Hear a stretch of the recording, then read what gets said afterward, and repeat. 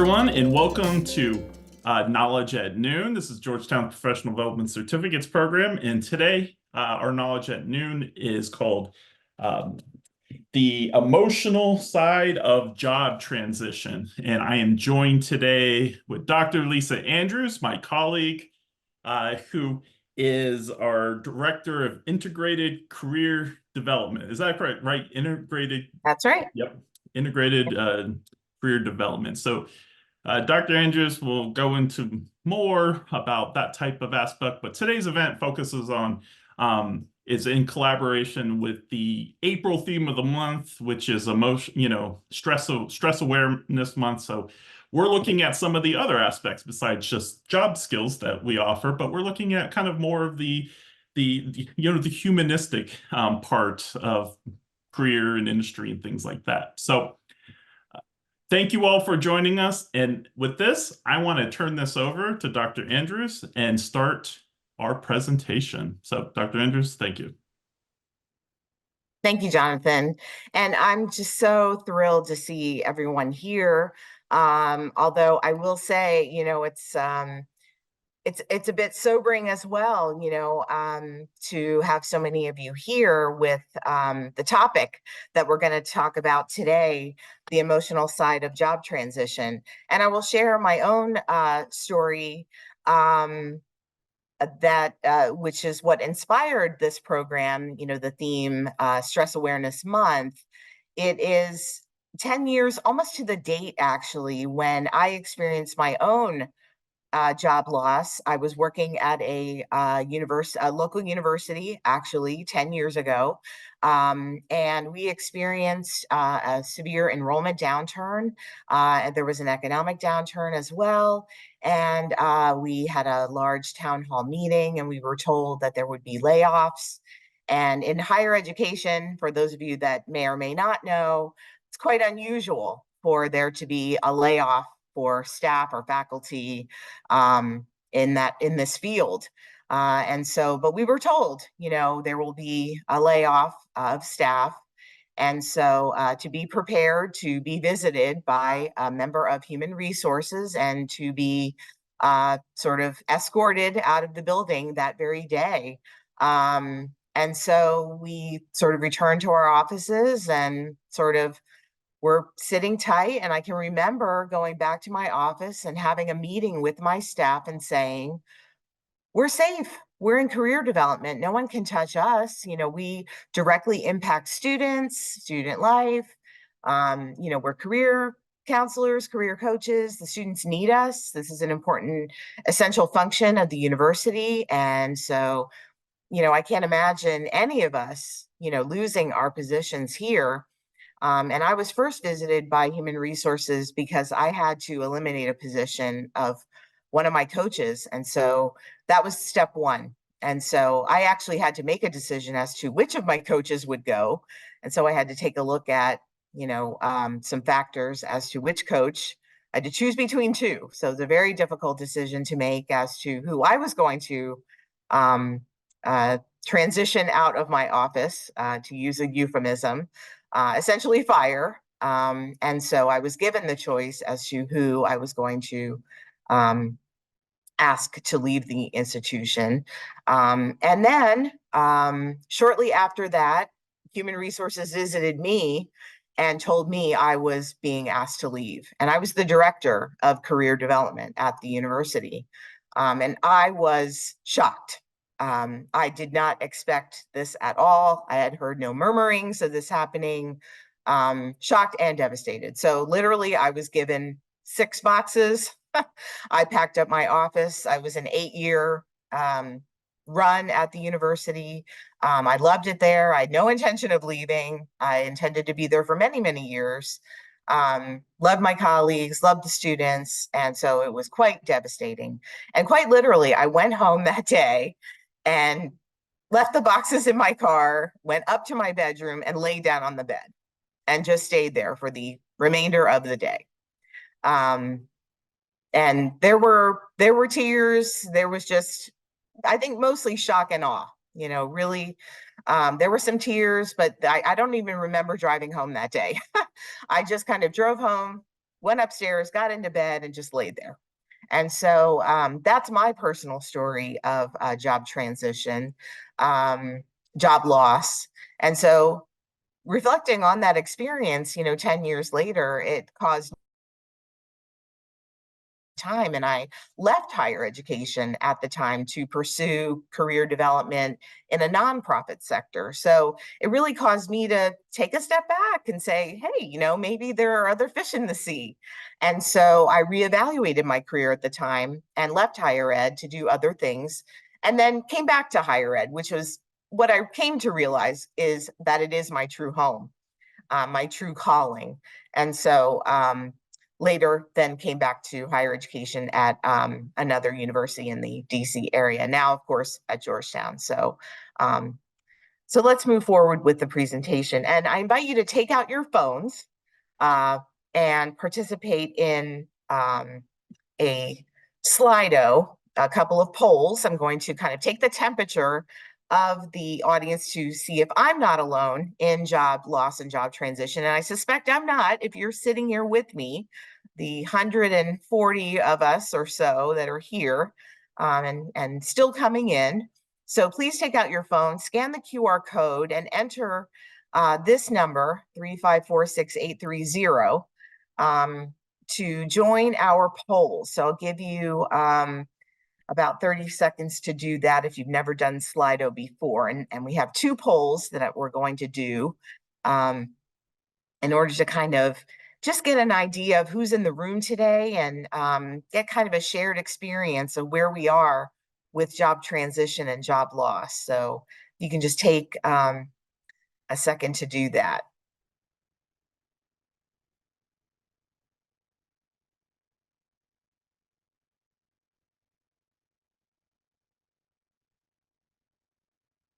I assume you've all used Slido in this age of presenting over the past several years. So we'll move on to the first poll.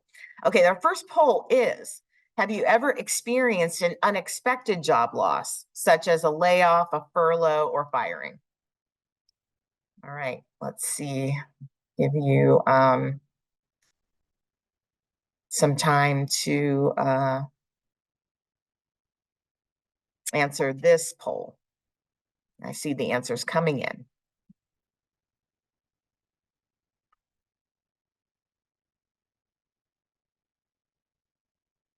And it appears that most of us have, 62% have experienced an unexpected job loss, such as a layoff, a furlough, or a firing. So 74 of us have experienced, such as myself, an unexpected job loss.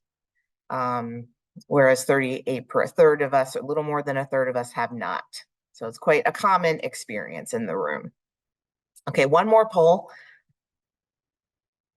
Have you ever voluntarily resigned from a job? Let's see where we are on that question.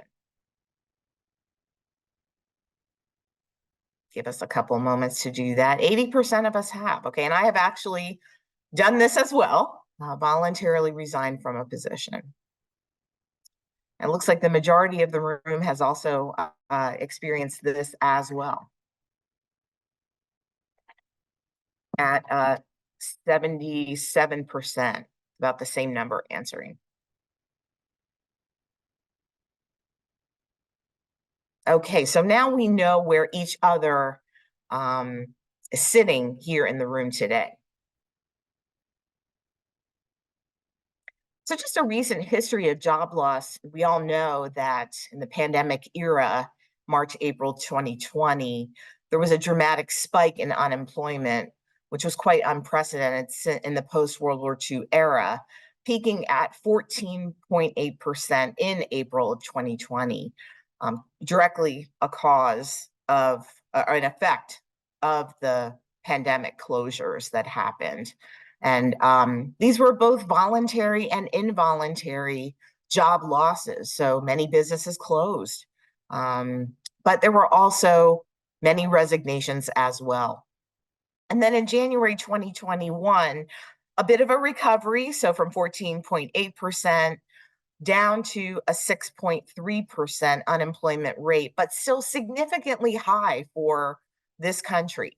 We've not seen these unemployment rates in a while.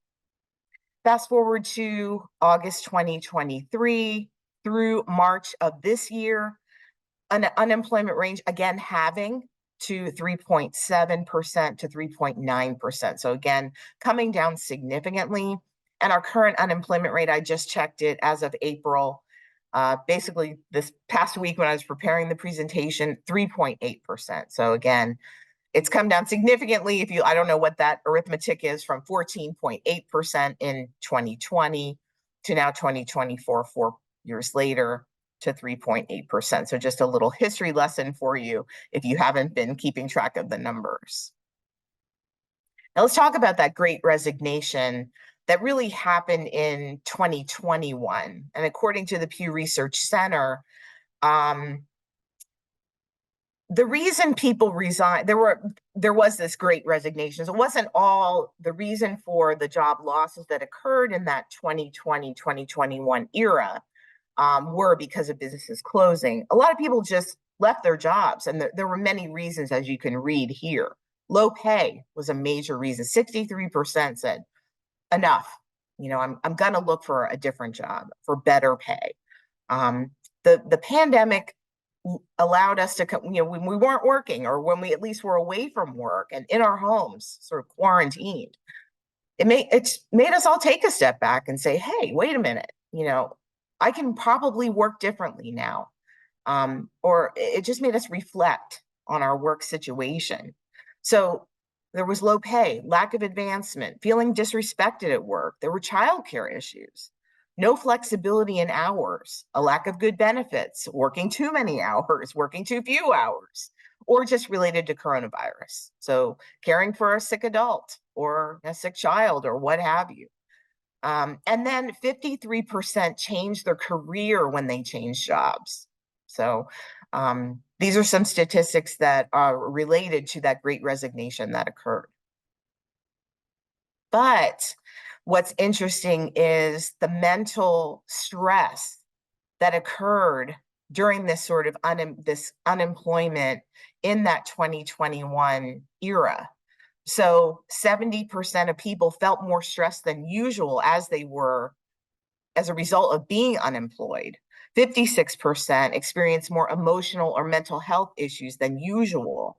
This one, especially, 53% felt like they lost a piece of their identity. And it's true. When you say to someone, what do you do? A lot of people will say, I am a doctor. I am a lawyer. I even say, I am a career coach, indicating, if you listen to that language, if you listen to what a linguist would say, I am a, that's an identity statement. I am a something. That's a piece of your identity. Our work in this country, unlike other countries where work is just something you do, it's not something you are. In our country, work is something you are. So not surprising that 53% of people felt like they lost a piece of their identity. You can imagine the mental stress that takes from you. 41% had more conflicts or arguments than usual with their family and friends. On the other side, the flip side, 63% spent more time on hobbies or interests, and 55% enjoyed not having to work for a while. I think some of us can probably relate to that. But there was this phenomenon that was recognized in 2022 called the Great Regret of 2022.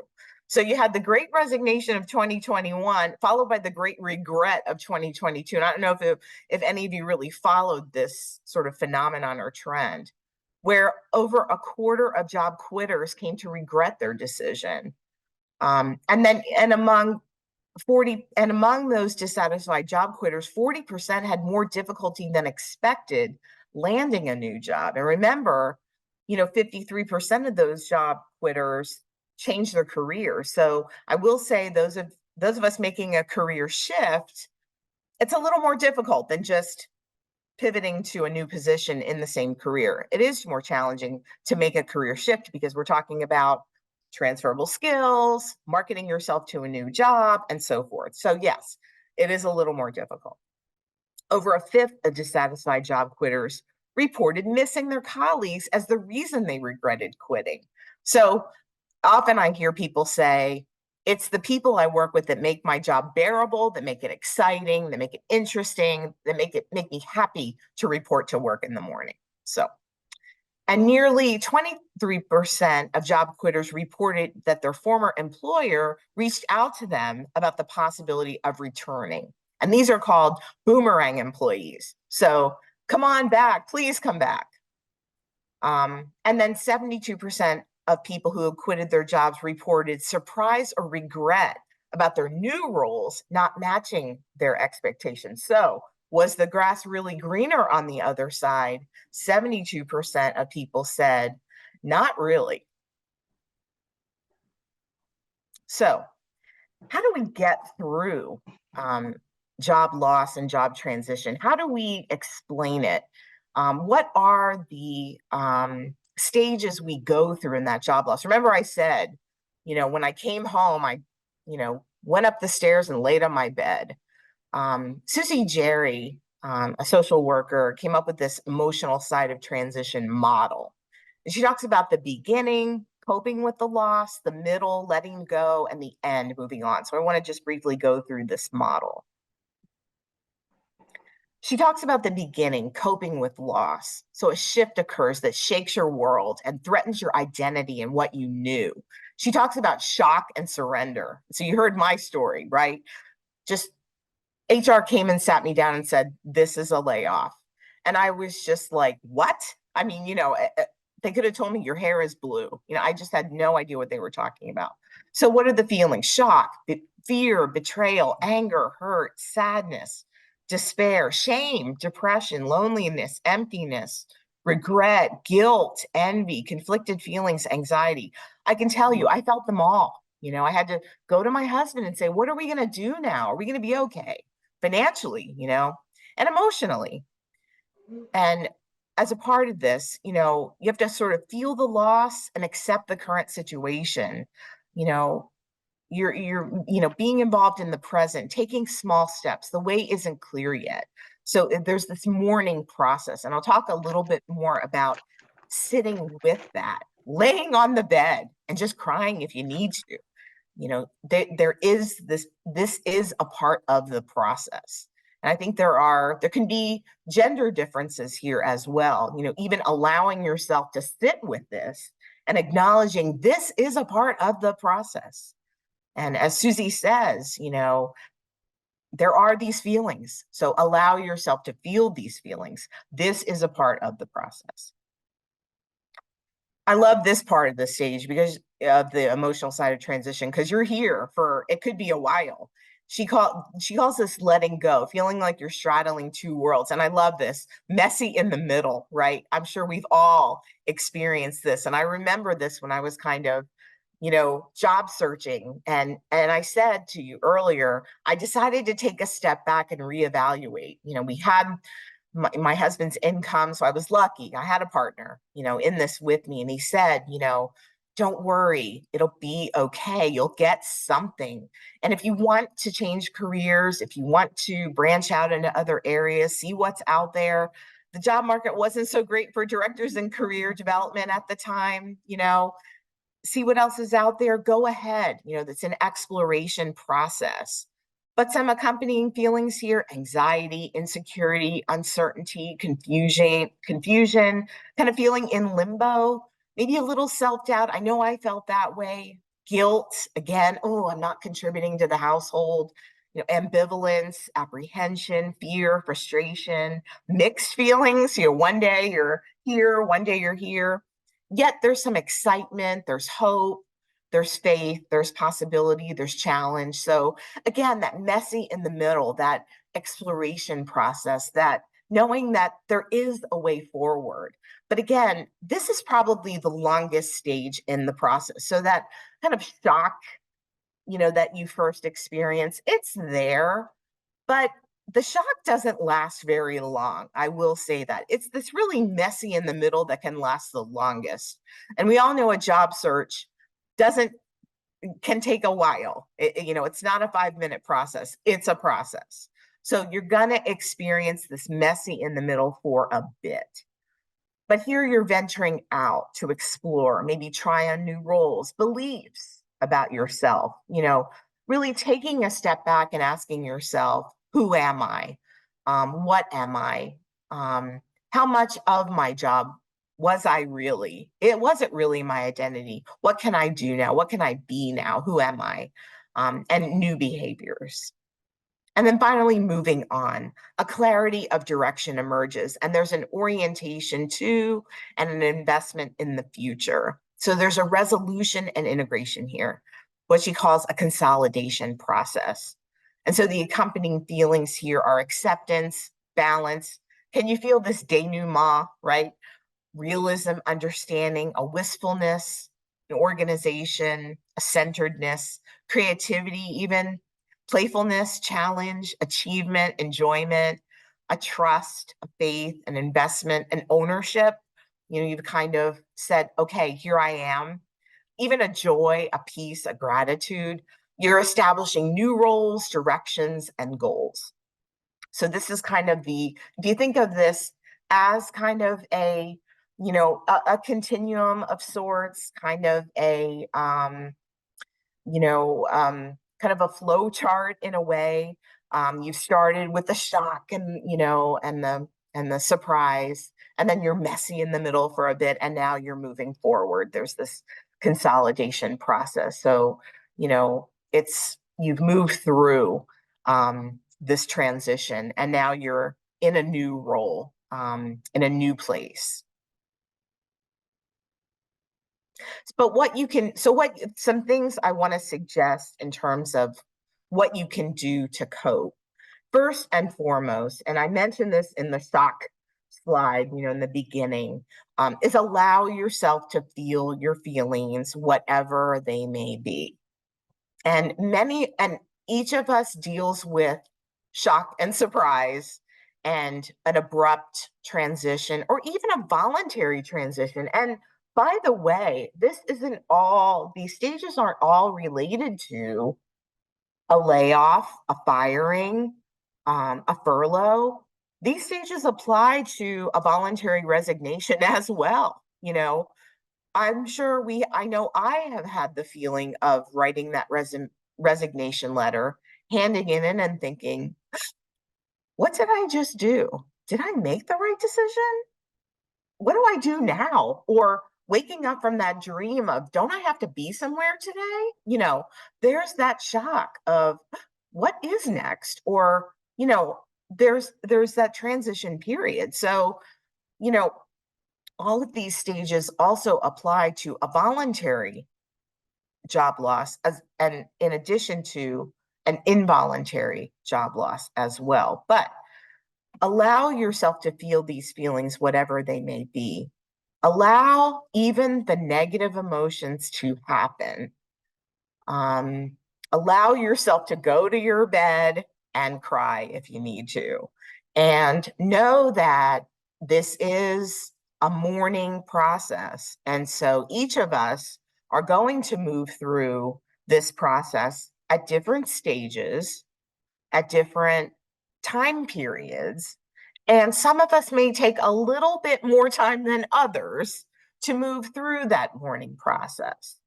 I will say I'm a little bit faster coper than the average bear. So I only laid on my bed for one day. And then the next day I was like, okay, now what am I going to do? I need a plan, and that was just the way I operated. Okay. Not everyone is like that. And so, but of course it wasn't all, roses and kittens. I mean, I definitely went through stages of, anxiety and grief and worry, and as my job search progressed, and it took me, several months to find my next role. And I took on a part-time sort of semi-volunteer role to kind of bridge the gap before I secured my next role, which took me about 6 months to find that next role that was outside of higher education at a nonprofit. And so it's important to just allow yourself to grieve and allow yourself to feel bad about what happened. What happened was traumatic. So allow yourself that personal time to feel whatever it is. And of course, talk to someone. Don't use your family as your therapist, and certainly don't use them as your career coach unless they're certified. But, you know, of course, your family is there to support you. Your partner, the ones that you live with, are there to support you naturally, and they're going to. But at the same time, they're not trained professionals, bless their hearts. You definitely need someone, a coach and a therapist, to help you on the therapist side work through these feelings, someone who's objective, who isn't personally invested in you and can help you work through these feelings, whatever they may be, and help you deal with that grief so that you can get messy in the middle and you can get to the point of moving forward and making a plan for yourself. And then working with a coach to develop a solid strategy for what's next. How are we going to put together a smart goal for your career? If you want to change careers, how are we going to make that happen? How are we going to put this square peg into this round hole? How are we going to revise your resume, revamp your LinkedIn profile to get recruiters to see it, and so on. All of the things that I, as a coach, help you to do. So don't be afraid to reach out for help from trained professionals. Of course, hug and kiss your partners, your kids, your dogs, and your cats, and rely on them for love, affection, support, comfort food, and so forth. But rely on trained professionals to treat you mentally and emotionally so that you can be prepared to take the steps you need to take to move through these stages as they happen. Also, very important to keep a routine, a schedule, keep busy. And I say here, your life is a job. So suddenly you have no place to go. You wake up in the morning and you don't have a job to go to, right?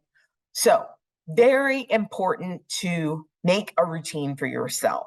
So, when you get to the point of job searching, treat that as your job, but also schedule time for yourself. And I say here, take care of yourself mentally and physically. Schedule time for yourself for mental health slash self care and physical health slash, and that means healthy eating, keeping yourself well fueled, not just comfort food and snacks and chocolate, which I know helped me through it, but so have a little of that, but also keep yourself well fueled and physically active. Get outside. Now the weather's nice, no excuses. Get outside, get some fresh oxygen. Your house has oxygen in it, but outside where there's a breeze and a little vitamin D never hurt anyone. So just get out of your house and go somewhere, a coffee shop, anywhere, to just make yourself an office outside of your house so that you have somewhere to go and complete your activities. So make yourself a routine so that you make your life a job. Okay, so do your activities at home, but create yourself a schedule so that you have a routine. And the self-care, make time for prayer if that's an activity of yours, make time for meditation, make time for a bubble bath, take a shower, self-care, brush your teeth, very important to take care of yourself, brush your hair, self-care, put on a decent outfit. If you look good and you're clean, you'll feel better. Do what your mom told you. And last, reach out to your network. It's okay that this happened to you. As you saw in the poll, it's happened to 80% of us, okay? This is not news. It's okay that this happened to you. So it's important to start talking to people and reaching out to your network. People are wanting to help you. So when you do get to the point of messy in the middle and you're job searching, it's time to start talking and reaching out to people and finding out the opportunities that are there. One of my little trademark phrases is don't chase jobs, chase people. So time to find out what opportunities are out there and who can help you get them. So those are some of the ways you can move forward from messy in the middle to moving on. And some of the talk about a professional, here I am. You're all Georgetown people and I'm here to help. So the lifetime career services that are available to you are unlimited one-on-one coaching with me, the workshops like this that I offer on our YouTube channel. I'm sure Jonathan can drop that in the chat. All of my past workshops are included there. So things like LinkedIn, revamping your LinkedIn is there, salary negotiation, interviewing skills, resume updating, that kind of stuff. We have an online jobs database called Handshake. Lots of events going on. So just be on the lookout on your email and the newsletter for that. And if you do want to schedule an appointment, you have your cameras out, take a picture of my Calendly link and schedule an appointment with me. And it's so funny, every time I run these workshops during the Q&A, I usually have calendar links popping up on my screen while that's happening, which is totally fine. I look forward to meeting with you. And with that, I see lots of chatter in the chat, 44 messages. So I do want to open it up to Q&A at this point. So I'll stop sharing at this point and open it up to, if you want to, I see a lot of people sharing their thoughts, which is wonderful. So definitely open the chat and read. But if you want to use the raise a hand function and unmute yourself, or Jonathan, I think is going to feed me questions from the chat too. So thank you so much for being here today. I really appreciate it. It was a great session. All right. Well, it was. Yeah. So we'll be getting the questions here. So I mean, we have some already listed in here, but if you have specific questions, things like that, please put them in there. We will answer them now. But before that, we gotta plug our programs. Come on. So, Yeah. I mean, some of you probably got these because you're on our newsletter and this thing, but if you're not, we are professional development and certificates here. So we do things like, project management, strategic management, things like that. For professionals that are looking to add skills or career change, things like that. In addition, any student that is enrolled has the full access of career services. And in addition to the PDC or the professional development certificates offerings, you will also see offerings from our colleagues in the Institute for Transformational Leadership with their leadership coaching and health and wellness coaching, ACL, organizational development, change, leadership, and so on. And then also our friends in the Center for Social Impact Communication, who John does the social impact branding, consulting, storytelling, and I should know all these, but anyway, so there's a whole plethora of certificates here, they can range from 3 days to 9 months, depending on the thing, and we want to promote all of them. So with that said, the last thing I want to talk about is the kind of the whole thought process behind this. We're very career focused, but one of the values at Georgetown that comes through Jesuit education, one of our values, it's a Latin phrase called cura personalis, and it's called the care of the whole person. So at Georgetown, we don't look just at, grades, studying, things like that.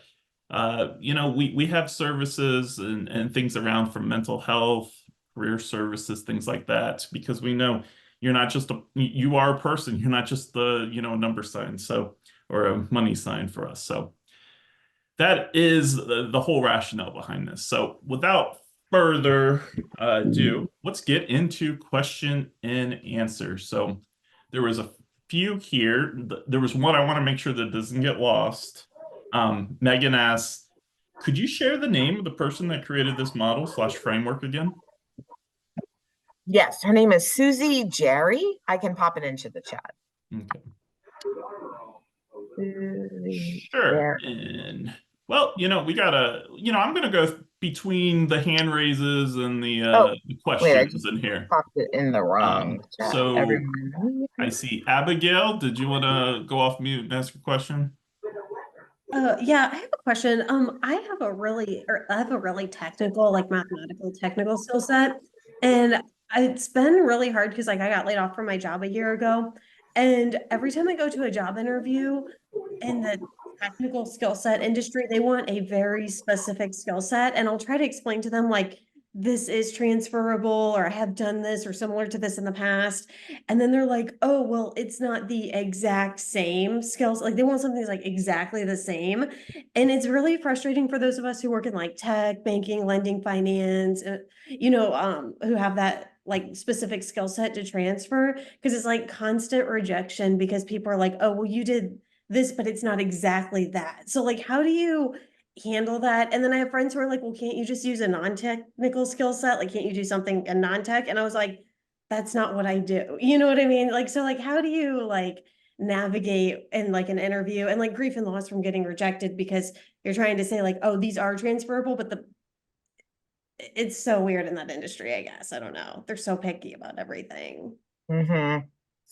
Yeah, that's a tough question to answer in this forum. Like, I would love to dig into that a little bit more with you, like one-on-one, actually, because it's so specific to your situation. I mean, it sounds to me like it would depend on the position that you're applying to, and maybe applying to positions that would, well, that would match up with the exact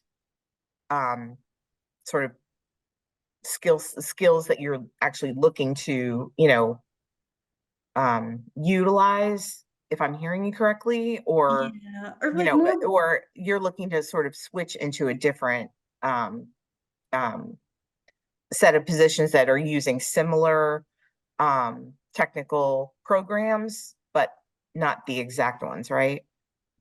Yeah, so I guess like the issues like with like grief and loss of like going from one industry to the next, but you keep getting rejected by like let's say a future industry because they don't understand what you did in the past, or they don't understand what you do because the terms maybe are so technical that yeah, I don't know. I have a lot of friends going through this right now, so I don't know if it's just because I work in tech, and I don't know if I'm the only one or if other people are going through this where the technical aspect has to transfer verbatim, or it has to be a really Mm, quick cycle of getting up and running. And it's very hard for those of us who work in very technical industries to yeah, transfer jobs right now, I guess is what I'm saying. Like, yeah. not everybody works in a technical industry, but a lot of us do. So it's very like constant rejection of, you know, I don't know.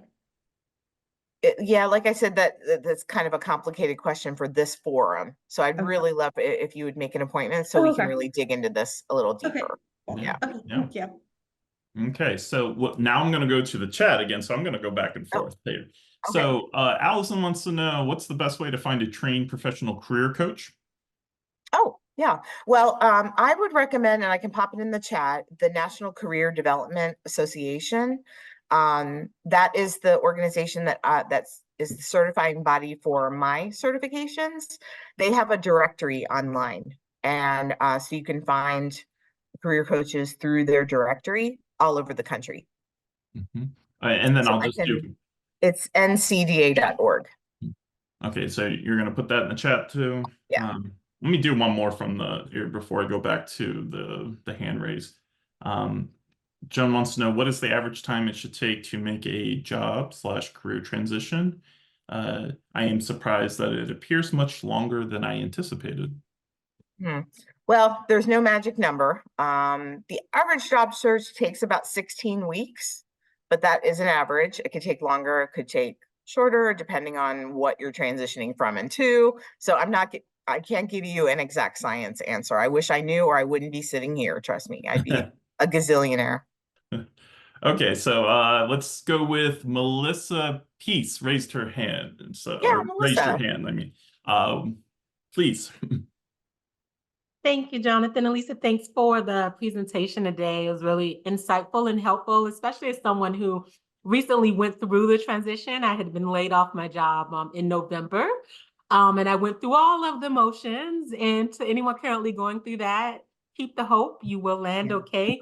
For me, it meant transitioning from like permanent full-time employee to a contract employee. So I've entered the world of contracting, and it's interesting. I'm really enjoying the work that I do, but I might schedule some time with you because there's also a certain set of fears and hopes that comes with that just because of the uncertainty. Yes. Yeah, but my question though, is more so around change management, which is my field. I'm an IO psychologist and I specialize in change management. And I'm just curious from your perspective with the Susie Jerry model, can that also be applied to significant changes to a role? So you keep your job, but AI or modern automation or something else is happening where your job significantly changes and you have no control over it. I'm just interested on your thoughts on that. I think definitely, absolutely. Yeah, even, yeah, so not leaving a job, but within your job. So you're losing aspects of your job to automation or to AI or whatever. Yeah, it's here and it's not changing. So yeah, you could this model could definitely apply to that. How do you cope with, well, this isn't part of your job description anymore. And is the writing on the wall that you're no longer a part of this job anymore, so definitely. Yeah, it's very good insight, Melissa. Great. I know I saw something in the chat, Jonathan, about if I could explain more about don't chase jobs, chase people. One of Go my ahead. little trademark phrases. Yeah, this really is about networking. So going to a job board and just applying or the quick apply to 80 jobs does not work. You need to do a targeted job search where you find individuals within organizations that you have something in common with, either as an alumnus of that organization or through a professional association or through a LinkedIn connection or some other means, relationship with them. And then making some sort of networking connection to be introduced to a decision maker in that organization. So it's not a matter of applying to an anonymous website or applicant tracking system where your application gets lost in a black hole. It's a matter of making a meaningful connection where a potential introduction can be made to a decision maker. That's what that means. Right. All right, so I want to combine two questions because they're kind of similar in scope here. So Cheryl wants to know how to cover the gap on your resume, and then we have another question as well about how to justify a career break of almost 2 years because of burnout and long hours in a senior position, and how to take care of the family. So let's talk about the gap aspect. Yeah, the gaps on the resume. Well, here's the good news. The pandemic kind of created what I like to call a get out of jail free card when it comes to gaps on your resume. So a lot of employers are really starting to kind of overlook dates on resumes, really, and really are focusing in on skills, results, and experience. I always tell people when they're writing bullets, they should really focus more on numbers, percentages, dollar amounts, that kind of thing. Even if you're not in high finance, there are ways to quantify your experience on a resume. For example, if you work at a fabric store, you can say, I measured and cut fabric. Okay. But you can also say, I measured and cut 100 yards of fabric in an average 40-hour shift, or in an average 8-hour day. Now, that tells me something. It gives me a result of what you actually did. So, and I always tell people they should bold their numbers on their resume, on their bullet statements. So it creates interest on the resume, and it's not just words that no one wants to really read. Because people in this, day and age of, texting and that kind of thing, no one's reading words anymore. They're sort of not processing chunks of text, but they will process like small, bits of information. So numbers really jump off the page. So it's really important to be as telegraphic as possible, and, create interest on the resume. So anyway, to go back to the gap. So it's more important what you did, not when you did it. So it's not, you don't have to say gap because of, you don't have to create like these, I worked from this month to that month and this month to that. It doesn't matter. It just go with years and you don't have to say break because of, taking care of sick adult or, whatever. Gaps don't really matter that much on resumes. Having said that, you may get asked about it in an interview situation, in which case I can talk to you about how to frame that in an interview. Obviously, you don't want to lie and say, oh, well, I was binge watching Netflix, but, there are, you may get asked about it, so you want to be able to explain it, but there's no reason to necessarily put placeholders on the resume. Okay. But Michaela actually, Michaela actually talks about filling the gaps with volunteer roles, if that's possible. Some people are taking care of families, some people are taking care of an ailing parent. Not always possible to do that. So some people are taking a mental health break. Some people have their own illnesses, so not always possible to do that. But yes, great suggestion. Okay, so here's a question that's kind of an interesting twist on it. Sarah says, I have a mentor who is facing mandatory retirement in a couple of years and is having a lot of trouble dealing with the emotional aspect of the transition process. Any thoughts about working through the lead up to a transition, or how to help a colleague struggling with an upcoming transition? Again, this is kind of like a forced job loss here. So yes, anyone that's being told they have to do something, it's not really an ideal situation.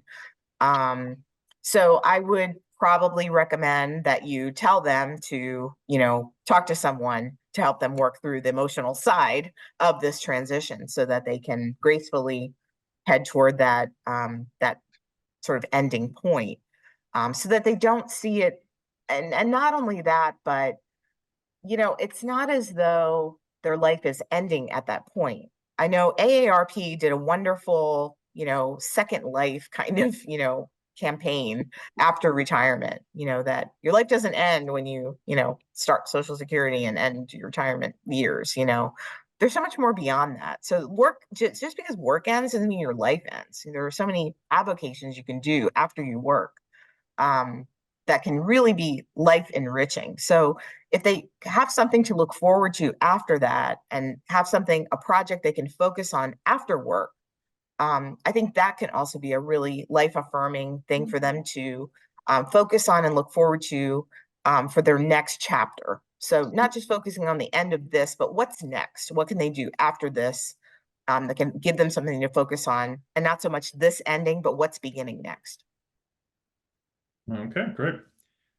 I only see a couple more, so let's just get through them here. Can you briefly, I'm sure that, the answer is going to be very in depth, so, probably going to be contact you, but how do you help someone in a new role with imposter syndrome, insecurity, anxiety, so forth? Imposter syndrome is so common. I actually did a program on it. It's probably on the YouTube channel, I'm guessing. Yep. Yeah, Jonathan is saying that it is, so I recommend that you watch it. Yeah, it's definitely something that I know I deal with, that most professionals deal with at one time in their life, if not from their college years on. Is this really, something I deserve to have achieved, and so on. I think the way I help people deal with imposter syndrome is to make lists. So I have them make a list of, sort of take their resume and pull out keywords and skills and strengths from their resume. And from that list, I have them write stories. So, and then from those stories, I use them as sort of personal affirmations, excuse me, to help them see firsthand that these stories and affirmations came from them. So they in fact did what is in these stories. And so it's sort of like proof and knowledge from themselves. It's self-reported data. So it's not something that is just from thin air. It's actually something they actually did. that helps them kind of see themselves a little more objectively, because they've sort of done like a literature review on their own experience and their own resume and their own background, and then created this narrative about themselves that they can review and tell themselves kind of about themselves. So that's kind of one sort of exercise or homework assignment that I give people when they're struggling with imposter syndrome. Okay, great. There's a few questions in there about very specific kind of like things. I saw them kind of go by, and I was thinking, that would be a great topic for an appointment. Yeah, and that's what I don't want anyone to feel like they're being ignored, but Yeah, like, no. Yeah. please, I really just make an appointment on her Calendly and talk to her about. There's no risk there. So I guess last question is I like this one. Do you have any recommended reading books, things like that? Oh, wow. Oh my goodness. Putting me on the spot. Yep, that's what we do. I know. Uh, Here's one that's kind of, well, I wouldn't want to call it offbeat, but I have it on my desk kind of at all times. I don't know if you can see it. No, because of my background. Is it The But Hero it's with a by- Thousand Faces? Yeah, it's by Joseph Campbell, and I'll put it in the chat. It's The Hero with a Thousand Faces. And this book is very old. I don't even know when he first wrote it, but it was 1949. And he was a professor. He's written a lot of stuff, but basically he was a professor at like a small college, and it's The Hero with a Thousand Faces is like the hero's journey. So like any major work that you've read or seen in a movie where it's like a hero story, okay? Even the Bible, okay? That has a hero story where the hero, like goes through this process, like even like the Lord of the Rings, okay? Like the hero story. The hero goes through the same process in every hero story, okay? And so what this book does is it kind of like breaks down the hero story. And by the way, he also wrote the accompanying study guide, which breaks down each chapter in like smaller parts. So you can really cheat and buy, it's like the Cliff Notes. You can buy the study guide and read that instead. But I recommend reading the whole thing. And I recommend this to clients because it's very inspiring. And it sort of takes you through the hero's journey. And I tell clients, like, you're the hero. And so it will take you through like this sort of life process you're going to go through as a hero, and with you as the hero. And so, I mean, because there's like a ton of like self-help books out there, which I don't know, I'm not really a big fan of. But anyway, I just kind of like this book because it's very foundational. A lot of sort of, English teachers use it, and literature teachers use it, psychology professors use it, and it's just a very good foundational book. So I'll drop it in the chat. Okay, well, great. And there's a couple recommendations in the chats. Yeah, I well. see people. So if you want to take a look through there and everything, that'd be great. So, wow, we covered a lot today, didn't we? Or you did specifically. Yeah, But with I'm that, thrilled that there were so many Yep. people here. That really makes my day. Yeah, that was awesome. So I just want to say thank you again for the Knowledge at Noon, the emotional side of job transition, and Dr. Lisa Andrews, thank you so much for this. Thank you everyone for attending. Thank you so much for coming, everyone. Okay, everyone have a great day.